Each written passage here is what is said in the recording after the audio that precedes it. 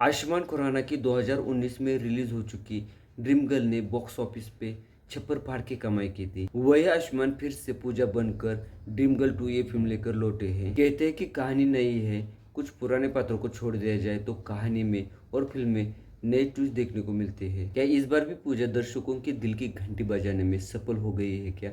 चलिए आज इस रिव्यू में इस पे बात करते हैं। आयुष्मान खुराना ने पहली फिल्म के बाद में ड्रीम गर्ल 2 निकाल के ड्रीम गर्ल को फ्रेंचाइजी बना दिया है, तो हम यहाँ पे ड्रीम गर्ल फ्रेंचाइजी की बात करेंगे। वैसे तो फिल्म को पूरी तरह से सफल करने का पूरा भार आयुष्मान खुराना के नाजुक कंधों पे ही टिका हुआ है, लेकिन इस फटी हुई बोरी में तेल लगाने में अनन्या पांडे भी कहीं पे भी कम नहीं पड़ती है। देखिए ना कितने मिसलीडिंग वाले कैरेक्टर है दोनों भी।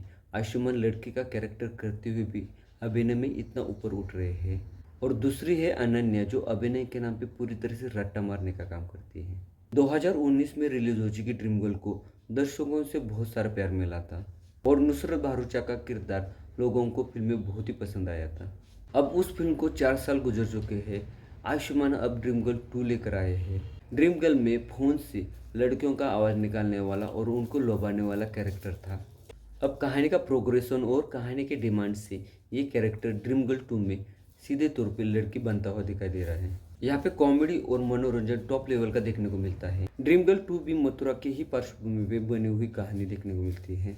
करम अभी भी अपने पिताजी का कर्ज चुकाने के लिए दिन रात संघर्ष कर रहा है, लेकिन इस बार माही से नैन मटक्का ना करते हुए वो परी से प्यार कर बैठता है। लेकिन परी के पिताजी की शर्त के अनुसार उसे शादी के पहले खुद के खाते में 25 लाख तक रकम कमा कर दिखानी थी।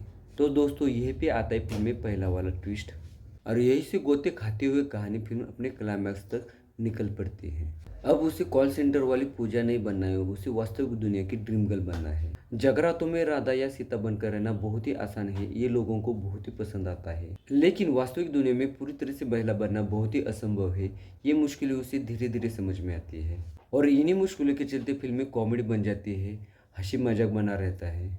शायद ड्रीम गर्ल ये मूवी इसी कारण से लोगों को पसंद आ रही है। राइटर डायरेक्टर राज शांडिल ने ड्रीम गर्ल 2 बनाने का जो शो धनुष उठाया है, वो पुराने वाली ड्रीम गर्ल के हिसाब से देखा जाए तो पूरी तरह से लड़खड़ाता हुआ दिखाई दे रहा है।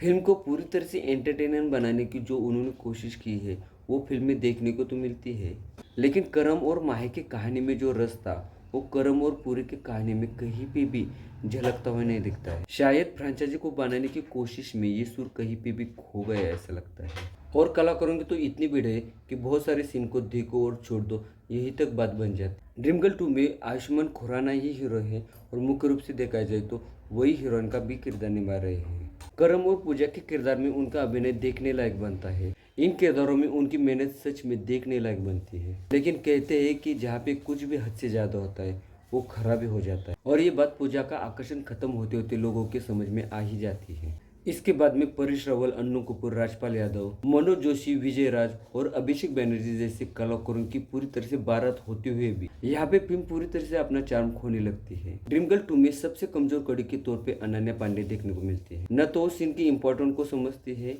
ना ही संवादों के बीच की गहराई को समझती है। यहाँ पे साफ पता चल रहा है कि एक्टिंग के साथ में डायलॉग ये बात उनकी कहीं पे भी पल्ले नहीं पड़ रही है। यहाँ पे लोगों को ड्रीम गर्ल के पहले हीरोइन की यानी कि नुसरत भरूचा की 100% याद आ सकती है, लेकिन अगर उनको देखना है तो आपको उनको अकेले ही देखना पड़ेगा। अरे यार गलत मत समझना, उनकी अकेली नाम की एक फिल्म आई है, उसमें उन्होंने बहुत ही उम्दा अभिनय किया है। ड्रीम गर्ल 2 के लिए उसका दूसरा इमोशनल अत्याचार है उसका संगीत। जो संगीत ड्रीम गर्ल के पहले फिल्म में देखने को मिला था, ड्रीम गर्ल 2 उसके आसपास भी नहीं भटकती है। दिल का टेलीफोन ये गाना फिर से रिक्रिएट किया गया है, और वही गाना लोगों को वापस से पसंद आ रहा है। बाकी सिनेमेटोग्राफर ने फिल्म में क्लाइमेक्स वाला सीन बहुत ही खूबसूरत तरीके से शूट किया है। रिव्यू को समाप्त करते हुए मैं बस यही कहना चाहूँगा कि ड्रीम गर्ल 2 आपको कैसी लगी प्लीज़ कमेंट करके बताना। मेरा ये वीडियो अच्छा लगे तो लाइक और मेरे चैनल को सब्सक्राइब जरूर कर देना। मिलते हैं अगले वीडियो में और एक नई रिव्यू के साथ में और एक नई फिल्म के साथ में, तब तक के लिए नमस्कार।